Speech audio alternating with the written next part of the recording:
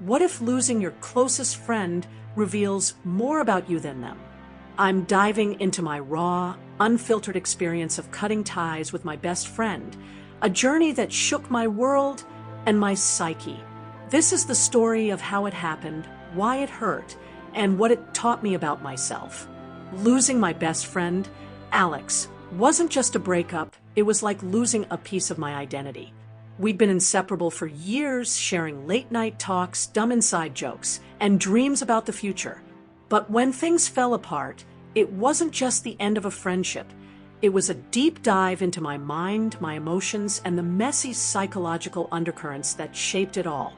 I'm no therapist, but going through this forced me to unpack my psyche like one. Let me take you through the roller coaster, the reasons, the pain, the growth, and the dark corners I didn't expect to find. It started with a slow drift. Alex and I met in college, bonding over music and existential rants. For years, he was my go-to person, someone I could call at 2 a.m. when life felt heavy, but over time, things changed. He got busier with his new job. I was juggling my own chaos, and our talks became less frequent. At first, I brushed it off as life getting in the way. But then came the moment that broke us. A heated argument over something stupid, a canceled plan that snowballed into accusations and old grudges. I said things I regret, and he did too. We stopped talking, and what started as a pause became a full-on cutoff. The first week without him felt surreal. I'd pick up my phone to text him a meme, then remember we weren't speaking. Psychologically, this was grief in action, not the kind you feel when someone dies, but the ambiguous loss of a living relationship. My brain was stuck in denial, expecting him to call and fix things. But he didn't, and I had to face why this hurt so much. Attachment theory explains it well. Alex was my secure base, someone I relied on for emotional stability. Losing that felt like losing my anchor. I started questioning myself. Had I been too needy? Too stubborn? This is where self-concept comes in. Our friendships shape how we see ourselves, and without Alex, I felt like a puzzle missing a piece. The psychological weight hit hard. I was moody, snapping at my family over nothing, like when my dad asked about my day, and I brushed him off. This was displacement, taking my frustration out on safer targets because I couldn't confront the real issue. I also noticed I was ruminating, replaying our fight in my head, trying to pinpoint where it went wrong. Rumination is a trap. It's your brain obsessing over pain to avoid processing it. I'd lie awake, wondering if I'd been a bad friend or if Alex had changed. The truth was messy. We'd both grown in different directions, but neither of us wanted to admit it.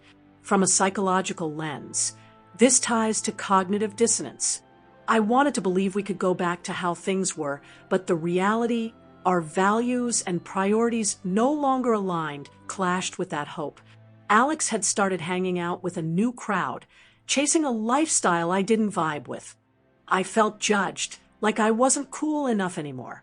Meanwhile, I was clinging to our old dynamic, ignoring how we'd outgrown it. This is where my INFP personality comes into play. As an introverted, feeling-driven idealist, I value deep, authentic connections. Losing that with Alex felt like a betrayal of my core self. INFPs tend to internalize conflict, and I was drowning in guilt, wondering if I'd pushed him away by being too sensitive or demanding. My decision-making style didn't help. I lean on intuitive, emotion-based choices, often trusting my gut over logic. When we fought, my gut told me to stand my ground, to call out what I saw as his flakiness. But looking back, that was a mistake. I didn't listen to his side, didn't consider how stress from his job might have changed his behavior. This is called confirmation bias, seeing only the evidence that supports your view. I saw Alex as the problem, not the bigger picture of our drifting lives. If I'd paused to reflect, maybe we could have talked it out. Instead, I let pride and hurt take the wheel. The darker side of this experience was the loneliness. Without Alex, I felt exposed, like I'd lost my shield against the world. I started isolating myself, skipping hangouts with other friends because they didn't feel the same. This is textbook avoidance behavior, dodging social risks to protect yourself from more pain. It tanked my mood, making me feel like I'd never find another friend like him. Psychologically, this ties to the concept of object constancy, the ability to maintain a positive view of someone even when they're not around. I struggled with this, swinging between idealizing Alex and resenting him. It was exhausting, like my brain was stuck in a tug-of-war. The impact on my life was undeniable. My family noticed I was off, quieter, more withdrawn. I'd always been close to my sister, but I didn't tell her about Alex because I felt ashamed, like I'd failed at friendship. This shame spiral is common in relational ruptures. We internalize the loss as a reflection of our worth. Romantically, it was worse. I was single, and the cutoff made me question my ability to connect with anyone. I started overanalyzing past relationships, wondering if I was doomed to push people away. This is called catastrophic thinking, blowing one event out of proportion until it feels like your whole life is cursed. But it wasn't all doom and gloom. The pain pushed me to grow. I started journaling to process my feelings, which helped me spot patterns, like how I'd relied too much on Alex for validation, a classic codependency trait. Codependency doesn't mean you're clingy. It's when you lean on someone else to feel okay about yourself. Cutting ties forced me to stand on my own. I also reached out to other friends, rebuilding connections I'd neglected. One night, I had a long talk with a coworker I barely knew, and it felt like a lifeline. Psychologically, this is social reconnection, rebuilding your support network after a loss. It wasn't the same as my bond with Alex, but it reminded me I wasn't alone. I also got curious about why we drifted. From a psychological perspective, friendships often fade due to life stage divergence. Alex was chasing career goals and a flashy social scene. I was more focused on personal growth and quieter vibes. Neither of us was wrong, but our paths didn't align anymore. This is where social identity theory comes in.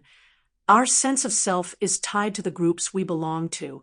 When Alex's group shifted, I felt left behind, like I didn't fit his new identity. Understanding this helped me let go of the resentment. It wasn't personal, it was just life. By the end of the first month without him, I was starting to find my footing. The grief wasn't gone, but it was quieter. I felt more intentional about my relationships, reaching out to people with purpose instead of waiting for them to fill a void. I also got better at handling conflict. When I had a disagreement with a friend later, I didn't let it escalate like I did with Alex. I listened, stayed calm, and worked it out. This is emotional regulation in action, using self-awareness to manage your reactions. Losing Alex taught me I could survive heartbreak and come out stronger. Let's talk science for a sec. Friendships, especially close ones, activate the same brain regions as romantic relationships, like the prefrontal cortex and amygdala, which handle emotional bonding and stress. Losing a friend can trigger a stress response similar to a breakup, spiking cortisol and messing with your mood. For me, this showed up as anxiety and low energy, especially in the first couple of weeks. But over time, my brain adapted, finding new sources of connection to balance things out. This is neuroplasticity, your brain's ability to rewire itself based on new experiences. It's why the pain didn't last forever, even though it felt like it would. My beliefs shaped how I handled this, too. I've always valued loyalty and authenticity, which made the cutoff feel like a personal failure. But this experience forced me to rethink those beliefs. Loyalty doesn't mean clinging to a friendship that's run its course. Sometimes it means letting go with respect. My idealistic streak, thanks, INFP made me hold on to the idea of forever friends, but I learned that relationships evolve, and that's okay. It's not betrayal, it's growth. The mistakes I made taught me just as much. My biggest was not communicating sooner. I let small annoyances build up instead of addressing them, which is called passive conflict avoidance. By the time we fought, it was too late to salvage things. If I could go back, I'd have an honest talk before things got heated. I also learned to trust my intuition, but balance it with logic. My gut said Alex was pulling away, but I didn't check if that was true. I just reacted. Next time, I'll ask questions instead of assuming. The ripple effects on my life were subtle but real. My family dynamic improved once I stopped taking my frustration out on them. I opened up to my sister about the cutoff, and it brought us closer. Romantically, I'm still cautious, but I'm less afraid of rejection now. Losing Alex showed me I could handle loss without falling apart. It also made me more selective about who I let in, not out of fear, but because I value my energy and want connections that feel real. Philosophically, this experience made me wrestle with the idea of impermanence. In Buddhism, they talk about how everything, people, feelings, moments, is temporary. I used to fight that, clinging to the idea that good things should last forever. But losing Alex showed me that holding on too tight creates suffering. Letting go doesn't mean you stop caring. It means you accept life's flow. It's like a river. You can't hold the water, but you can appreciate it as it passes. This perspective gave me peace, turning my pain into a quiet kind of wisdom. This journey wasn't just about losing a friend. It was about finding myself in the wreckage. It hurt like hell, but it taught me resilience, self-awareness, and the courage to keep connecting, even when it's scary. If you're going through something similar, know this: the pain is real, but so is the growth on the other side.